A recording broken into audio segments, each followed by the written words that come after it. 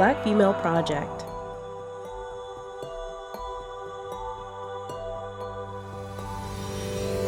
This is Leslie Stoval, your guest host for the Black Female Project podcast. Learn more about our work at www.blackfemaleproject.org. Hi there, I'm Leslie Stoval from KCSM Radio, Jazz 91 in San Francisco Bay Area.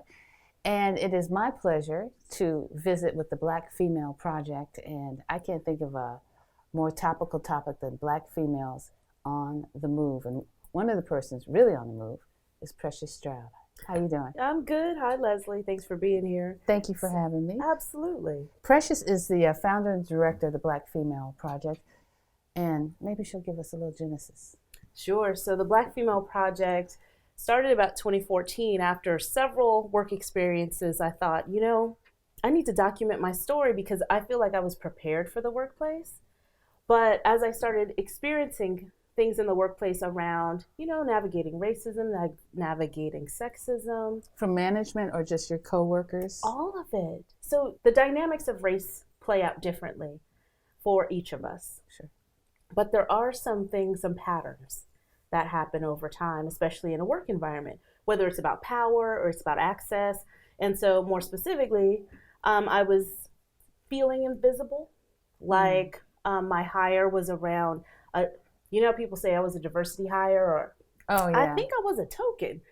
You really felt that way? Well, I was recruited in part because there was pressure from the community that this organization needed to diversify its senior leadership. I was informed by lawyers that this kind of thing happens a lot. So it's really important to document things as they happen and to report incidents when they happen so that there's a paper trail. And have witnesses. Yes. So for me, it was partly just understanding that institutional racism exists and being able to identify it so that I could live above it, kind of operate above it, and not blame myself and personalize the experiences. Because part of it wasn't really personal. It was just the reality of a racialized society where some people have access to power in a way that keeps other people from having it. So once we start looking at the dynamics and the social dynamics within the historical context, rather than as individual incidents, then it all makes sense. Right. I wanted to share my story because I thought it was important that my nieces and the girls that I knew, that they had some reference point, because I looked for it. I looked for some stories, I looked for some research, and it wasn't easily accessible. Not saying that's not out there, because a lot of people are doing really, really great, important work. Like at the universities? Absolutely, absolutely. But it wasn't readily accessible to me as a person just kind of trying to figure out, how do I operate at work? So I decided to document my story. And then I thought, well, if it's going to be helpful for young women, then we'll have to have more stories than mine. And so I went into a writer's workshop at the University of California, Berkeley, and I spent 3 months writing my story about what I had experienced in the work environment, specifically through the lens of racism, sexism, and studied a little of Toni Morrison's work around the white gaze. And so then I went back through it over and over again to remove the lens of if someone white were reading it. Because in so many instances in my work life, I have to process and analyze and strategize about all the audiences, how I'm being perceived, That's right. what I'm doing, and write to those audiences or perform with that in mind, present with that in mind. What I wanted for this piece and for the work of Black Female Project was that it was written for Black women, and it was written by Black women, and that when you read it, people are talking to you, and there's some things other people might not get, and that's okay. Because it's about me and it's about us. Right. But also, just in terms of, like, for me, I work in corporate America as well. And it's not necessarily the racism or the sexism or anything. It's just how corporate America thinks, because I'm a creative person. And so, like, I had to, like, really learn and understand how things work. And I must say that now that I have a greater understanding, things go better for me, and I can be cogent and coherent and navigate in a strategic manner? It's very heavy linear, like creative thinkers. And, I'm on problem 24B and you were on like A, B, and C. Like that did not work out well. Okay. So I had to understand where people are coming, just basic interpersonal communication. Yeah. That plays out too, for sure. For sure. What I knew, there were many resources to help me with that. There weren't as many resources to help me with being a Black woman. Right.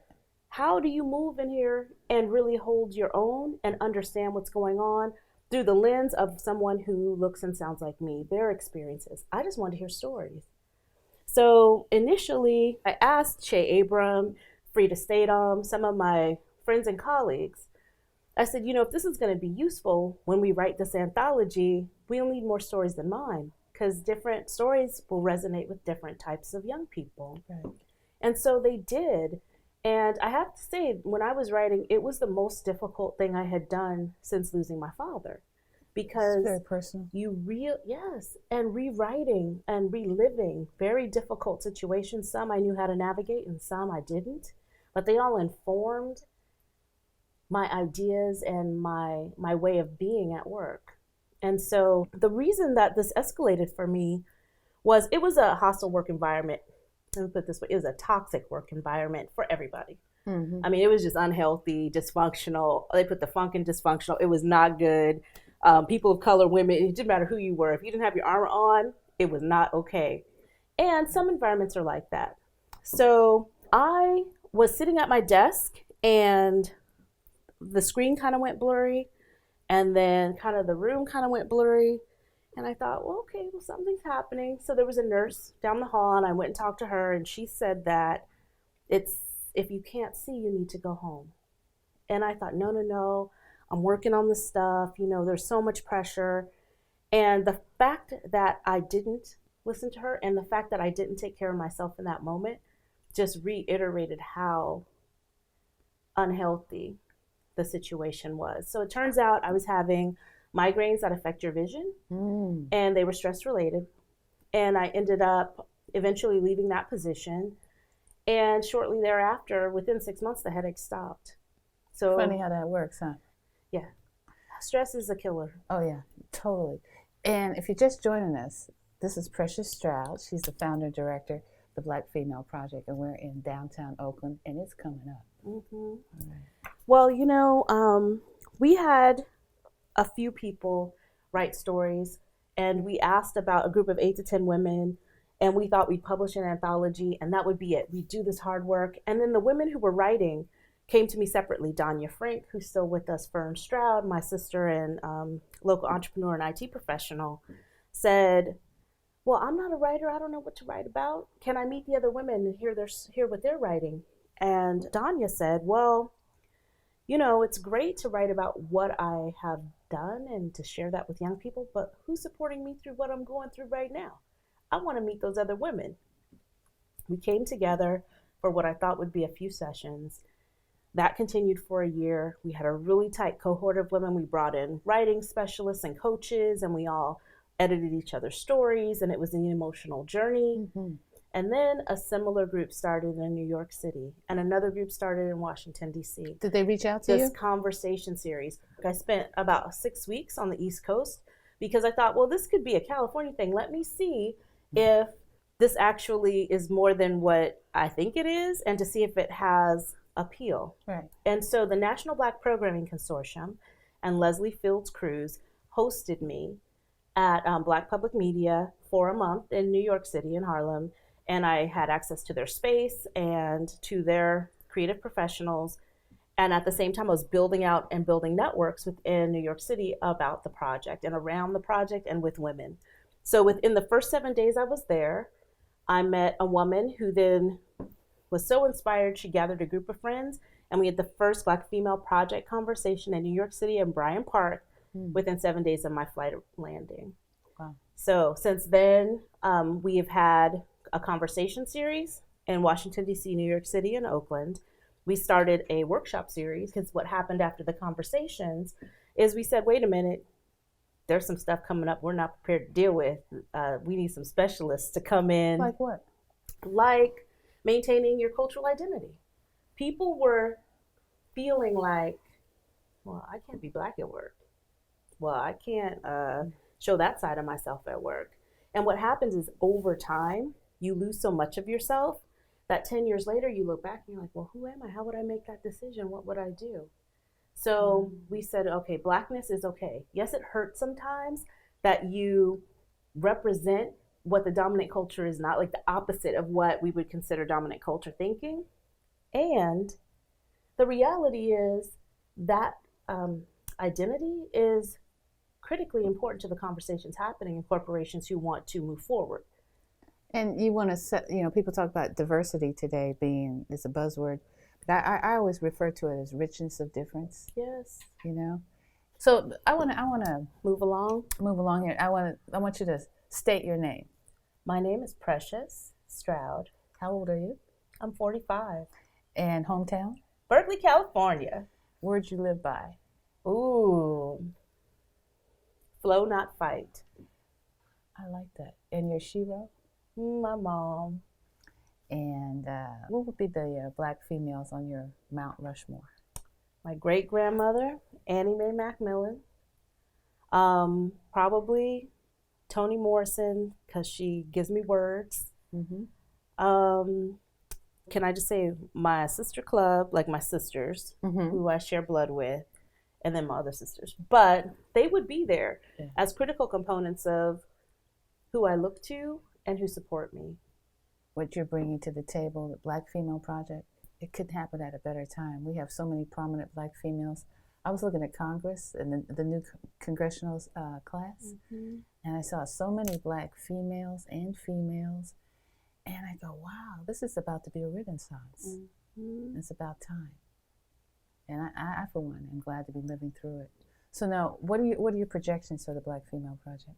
Black Female Project will continue to grow. Our membership will grow. Please subscribe to the mailing list, the newsletter on the homepage, BlackFemaleProject.org, BlackFemaleProject.org. Subscribe to the newsletter. Follow us on social. As we gain momentum, we released the first 9 stories of the collection on the website. The podcast and your presence is going to help us. The reason why we didn't publish the book in part so far is because women from around the country were asking for where's the stories, where's the info, what are you learning? And so we had to start disseminating the information that we were learning, our findings so far. Wow. And so that's part of what this is about. So if you like it and you believe in it, become a member. And if you become a member, you help us continue this project and the work, this healing work for Black women. It isn't, we've always had each other. Oh, yeah. What this is doing is magnifying that. And so if you call us or you're in Birmingham and you want to connect with someone in Little Rock, or you're in Oakland and you want to talk to somebody in DC, like, we want to help facilitate some of those conversations. You're like a clearinghouse. And what would that number be? Okay. Well, first, join the network. Okay. How do we join the network? To join the network, you go to the website, BlackFemaleProject.org, click the Support Us button, and donate $100 to become a member. When you become a member, you have access to special programming and the network of women, which we're building out. This all happened really fast because the need is really great. And so you can help us and help inform where we go. And we're excited. Exactly. We want to address the needs that you have. So it's a healing project. 3 findings from our first 3 years. 3 things we learned. It's not rocket science, but embrace your cultural identity. Understand how systemic inequality works. How does it show up at work? Because then you won't take it personal. It's like, oh, that's that thing. We got you. We know exactly what's going on. Right. Let me get above that so I don't get in that net, get emotional, and then I'm not thinking clearly. Because that doesn't work. It doesn't work. And that's what they expect, too. Yep. To be unhinged. That's the plan. That is the plan.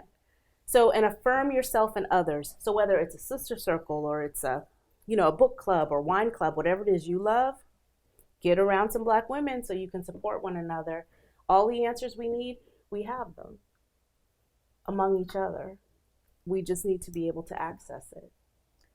In the next 3 months, what are your projections on what you guys are going to be doing? So number 1, we're building the membership. Okay. We're launching the podcast. Yeah. Year 2, season 2, thanks to the host and producer one and only Leslie Stoval.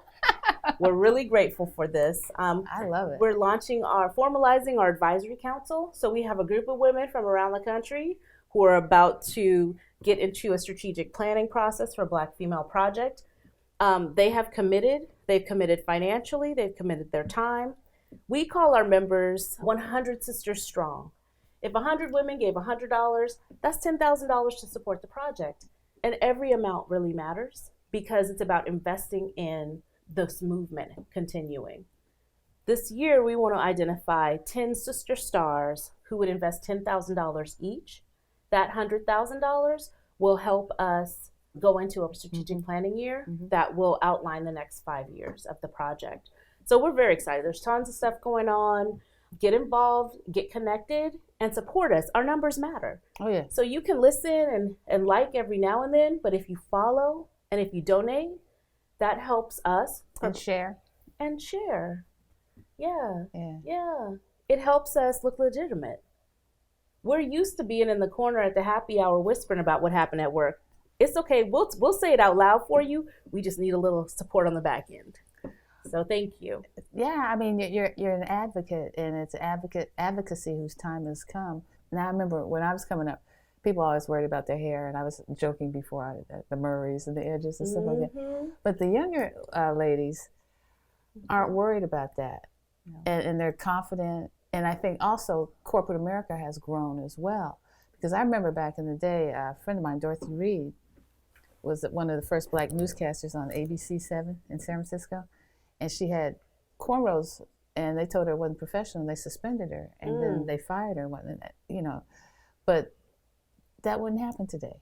So there is progress, on both sides. And then I think some racism is just ingrained behavior. It's just casual. It's not thinking. But when you give a cogent statement to somebody, say, blah, blah, blah, how would you feel? Go, oh, yeah. A lot of times people get angry and stuff, and it's just not good for anybody. Try to understand. Don't be angry. Try to understand and move forward and get what you need. You could demystify racism. It's such a loaded word and a trigger for so many people. I don't use it. I don't like to use it. People, to your point about the ingrained, if you do any history reading, you understand where it came from, that it isn't sustainable long term. It's quite ridiculous, right? But anti-intellectual. So, as my daddy would say, that's ignorant. Like yes. totally ignorant. But my main point is, don't be angry because it doesn't help anything. Have a clear vision, have a clear goal, and try to find out how to get there. One of our advisors, Charmaine McClary of McClary Group, she says she just asked people point blank, so are you going to be able to move past this in order for us to do the work we need to do? And if the answer is yes, then great, let's go. And if not, I completely understand, and that's something you can work with someone else on, and let's keep it moving. Let's keep it moving. And if you're hurt, right, because some of the stuff, it hurts over time. And so that is an emotional maturity thing that's a different part of the work that we do, is allowing women to be in a space to be able to say all the stuff you couldn't, wouldn't, shouldn't say out loud and let it go. And consider the source. We can move on. Consider the source. That's what my mom always said. Consider the source. Consider the source. So where can people donate money again? Donate money. Now. BlackFemaleProject.org, support us link. Okay. And then hit us up on Instagram. We're there. We're going to be hosting some conversations, and we're interested in learning about what you want to hear. What do you want to do? What do you want from the project? I mean, there's Black Girl Magic and Black Girls Rock and all these different initiatives around supporting and encouraging, uplifting, and then the voice we've already had. I mean, we've already made so many contributions. Yeah. This is about us feeling good about where we go from here. This is like turbocharged now. Let's go. Black women on the move. All right. I'm Leslie Stoval with Precious Stroud. And with us is the BlackFemaleProject.org. Get on. Black Female Project.